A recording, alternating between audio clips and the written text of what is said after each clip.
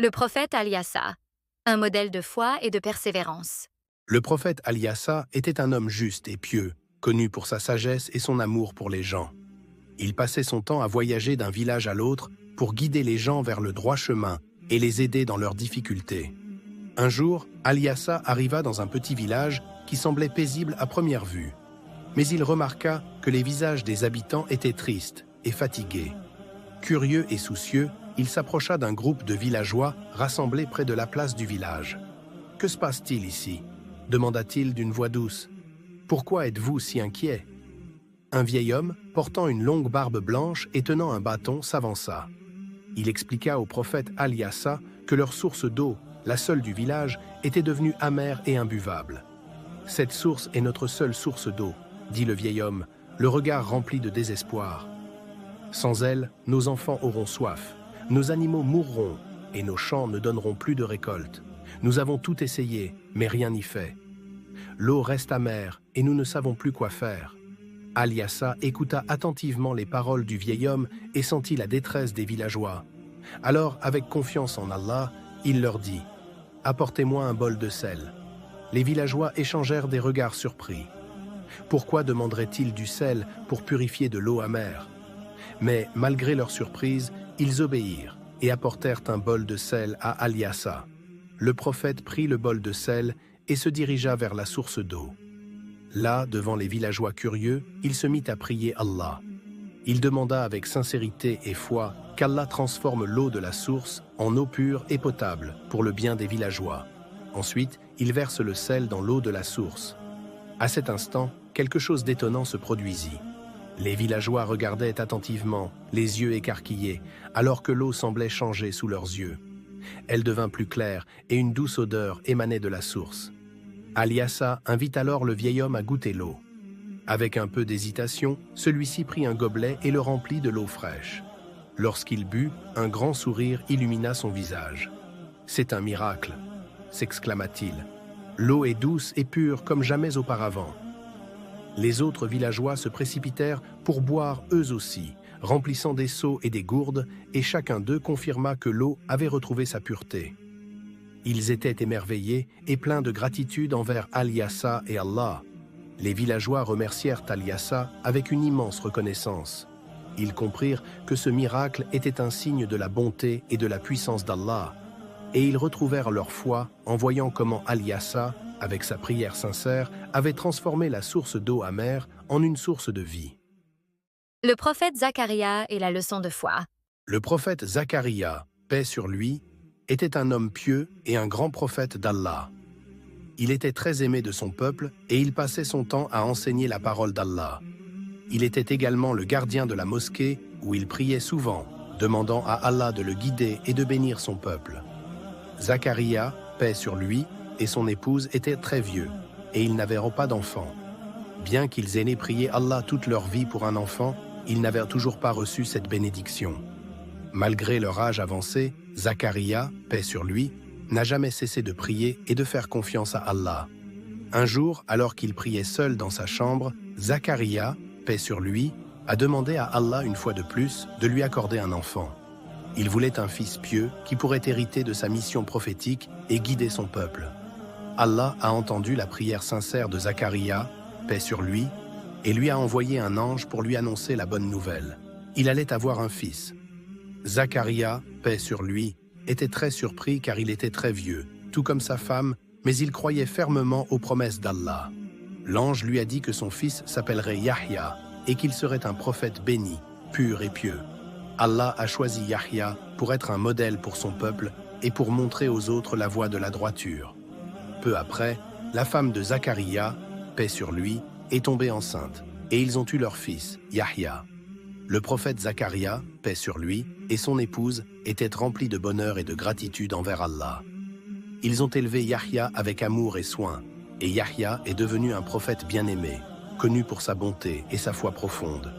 Cette histoire montre qu'il ne faut jamais perdre espoir en la miséricorde d'Allah. Même si les choses semblent impossibles, Allah est capable de réaliser tous les miracles. De plus, elle nous apprend l'importance de prier avec foi et patience, car Allah écoute toujours les prières sincères. C'est une belle leçon pour les enfants sur la confiance en Allah et l'importance de la prière, peu importe les difficultés. Le prophète Yunus et la baleine. Il était une fois, dans une ancienne ville appelée Ninive, un prophète nommé Yunus, choisi par Allah pour guider son peuple.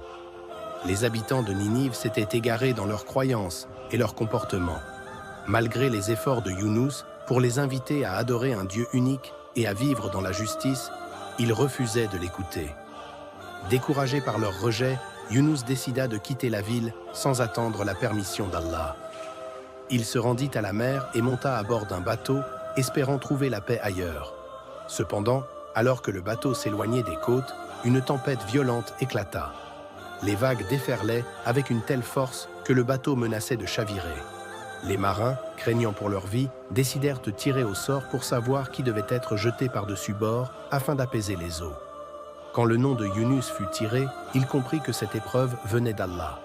Il se résigna à son sort et fut jeté dans les flots déchaînés.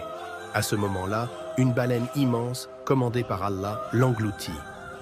Yunus se retrouva dans l'obscurité totale, prisonnier dans le ventre de la baleine.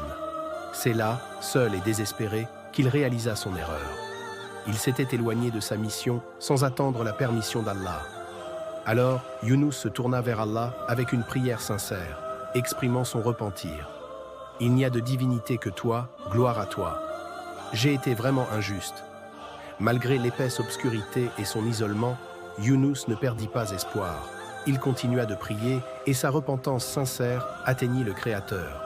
Allah, dans sa miséricorde infinie, accepta le repentir de Yunus et ordonna à la baleine de le libérer.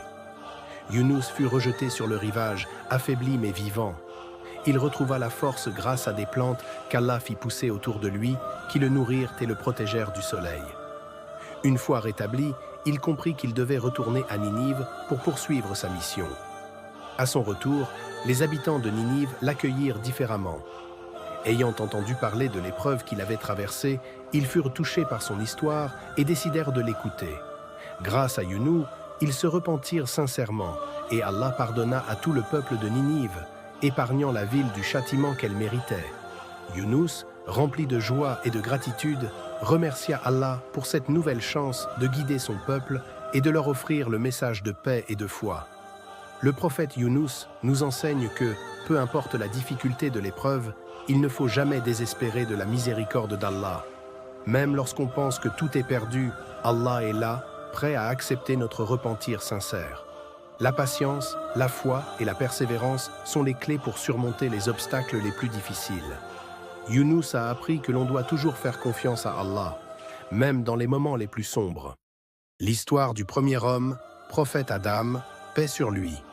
Il y a très longtemps, avant même que les montagnes et les rivières existent, Allah a créé un homme appelé Adam. Adam était le premier être humain sur terre, et il est devenu le tout premier prophète. Allah a formé Adam avec de la terre et l'a façonné avec soin. Puis, Allah a soufflé dans Adam son souffle de vie, et Adam est devenu vivant. Allah a enseigné à Adam les noms de toutes les choses sur terre. Il connaissait les noms des animaux, des plantes, des étoiles et même des petites pierres. Adam était très intelligent et plein de sagesse. Allah lui a montré le paradis, un endroit magnifique avec des jardins verdoyants, des rivières et beaucoup de fruits délicieux. Pour qu'Adam ne soit pas seul, Allah lui a créé une compagne nommée Hawa, Ève. Ils vivaient tous les deux au paradis, heureux et paisibles. Ils avaient tout ce dont ils avaient besoin, mais Allah leur a donné une seule règle. Ils ne devaient pas manger le fruit d'un arbre particulier. Tout le reste leur était permis. Un jour, Shaitan, un ange qui désobéissait à Allah, est venu leur parler. Il a essayé de les tromper en leur disant que manger de ce fruit les rendrait encore plus sages. Adam et Hawa ont alors goûté au fruit, mais dès qu'ils l'ont fait, ils ont senti qu'ils avaient fait une erreur. Allah les a appelés et leur a rappelé la règle qu'ils avaient enfreinte. Adam et Hawa ont alors demandé pardon à Allah. Et avec sa grande miséricorde, Allah les a pardonnés. Cependant, Allah les a envoyés sur terre pour vivre, pour apprendre et pour être de bons parents de tous les humains. Adam et Hawa ont eu des enfants, et ces enfants sont devenus les premiers habitants de la terre. Adam leur a appris ce qu'Allah lui avait enseigné, et il leur a parlé de l'importance d'être honnête, bon et obéissant à Allah. À travers cette histoire, on apprend que même si on fait des erreurs, il est toujours possible de demander pardon et de s'améliorer. Adam, paix sur lui, nous a montré que nous devons être responsables de nos actions et toujours rester fidèles à Allah. Les prophètes Habil et Qabil. Il était une fois, il y a très longtemps, deux frères qui vivaient avec leur famille dans un monde encore tout jeune. Ces deux frères s'appelaient Habil et Qabil. Ils étaient les fils d'Adam, le premier homme créé par Allah, et de sa femme Hawa. Adam et Hawa leur apprenaient à bien vivre, à adorer Allah et à respecter ce qu'il leur avait donné, la terre, les animaux et leur famille. Habil et Qabil avaient chacun des responsabilités. Habil, le plus jeune, s'occupait des animaux. Il prenait soin des moutons et des chèvres et veillait à ce qu'ils aient de l'eau et de la nourriture. Qabil, lui, cultivait la terre. Il semait des graines, récoltait les fruits et les légumes et aidait à nourrir la famille. Un jour, Adam leur expliqua qu'Allah voulait les mettre à l'épreuve pour voir qui parmi eux avait le cœur le plus pur. Il leur demanda de faire une offrande à Allah, c'est-à-dire de lui offrir une chose précieuse pour montrer leur gratitude et leur foi. Habil choisit avec soin le plus beau mouton de son troupeau. C'était un animal en parfaite santé, avec une belle laine douce. Habil aimait beaucoup ce mouton, mais il savait qu'offrir ce qu'il avait de mieux était une preuve de sincérité envers Allah. Qabil, de son côté, n'avait pas la même intention. Il prit des fruits et des légumes abîmés, ceux qu'il ne voulait plus manger. Il les mit dans son offrande sans vraiment réfléchir. Ils pensaient que ce n'était pas si important. Ils déposèrent leurs offrandes et attendirent qu'Allah leur montre un signe. Peu après, un feu descendit du ciel et consuma l'offrande de Habil, prouvant qu'elle avait été acceptée. Celle de Qabil, en revanche, resta intacte. C'était un message clair. Allah n'accepte que ce qui est offert avec sincérité et pureté du cœur. Qabil, en voyant cela, fut envahi par la jalousie. Il ne comprenait pas pourquoi l'offrande de son frère avait été acceptée et pas la sienne. Au lieu de réfléchir à ses propres erreurs, il se mit en colère contre Habil. La jalousie de Qabil devint si grande qu'il commença à nourrir de mauvaises pensées envers son frère. Un jour, il dit à Habil, « Je vais te tuer. » Mais Habil, calme et sage, lui répondit, « Si tu lèves la main contre moi pour me tuer, je ne me défendrai pas. J'ai peur d'Allah, le Seigneur de l'univers. Il jugera entre nous. » Habil essaya de raisonner son frère. Il lui rappela qu'Allah ne récompense pas les injustes et que leur vie sur terre devait être guidée par la bonté et l'obéissance à Allah. Malheureusement, Qabil ne voulut rien entendre. Poussé par sa colère et sa jalousie, il fit quelque chose de terrible. Il tua son frère Habil. Ce fut le premier meurtre de l'histoire de l'humanité. Mais aussitôt après, Qabil ressentit un profond regret. Il ne savait pas quoi faire du corps de son frère. Allah, dans sa miséricorde, lui envoya un signe. Un corbeau apparut et commença à creuser la terre pour y enterrer un autre oiseau mort. Qabil comprit alors qu'il devait faire de même. Il enterra son frère et dit « Malheur à moi. Je suis même incapable d'agir comme ce corbeau. » Cette histoire montre l'importance d'avoir un cœur pur et sincère. Elle nous apprend aussi que la jalousie et la colère peuvent mener à de terribles erreurs. Dans le Coran, Allah nous rappelle que la vie est précieuse et qu'il est de notre devoir de respecter les autres. C'est ainsi que l'histoire de Habil et Qabil reste une leçon pour l'humanité, nous appelant à être justes et à vivre en paix les uns avec les autres.